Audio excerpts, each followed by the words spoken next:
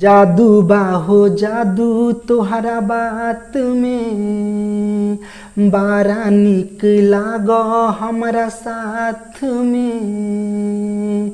जब से दीदार हो गइल ए जान हो, तोहरे से प्यार हो गइल ए जान हो, तोहरे से प्यार हो गइल।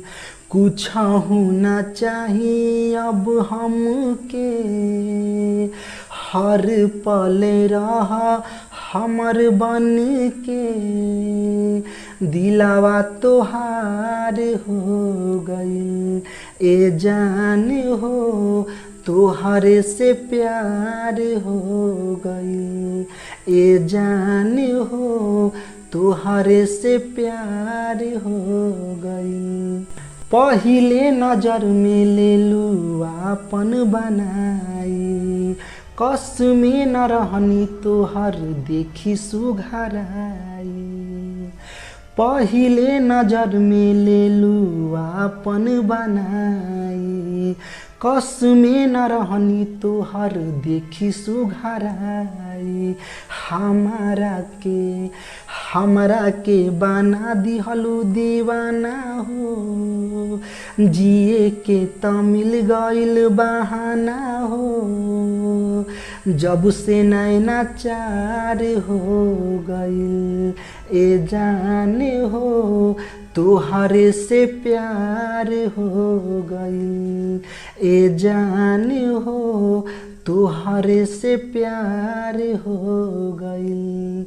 अइलू हमरा जिंदगी में बन के बहार हो, छीन ले बारू हमर चैना करार हो। अइलू हमरा जिंदगी में बन के बहार हो, छीन ले बारू हमर चैना करार हो। प्रेमावा के मतलब सिखैलू, विवेक के हिया में समैलू। जब से करार हो गइल ए जान हो, तोहरे से प्यार हो गइल ए जान हो, तोहरे से प्यार हो गइल। जादू बाहो जादू तोहरा बात में, बारा निक लाग हमरा साथ में। जब से दीदार हो गइल ए जान हो, तोहरे से प्यार हो गइल।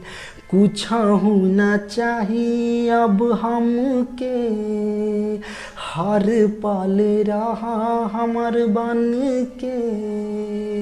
दिलावा तोहार हो गइल ए जान हो, तोहरे से प्यार हो गइल ए जान हो, तोहरे से प्यार हो गइल।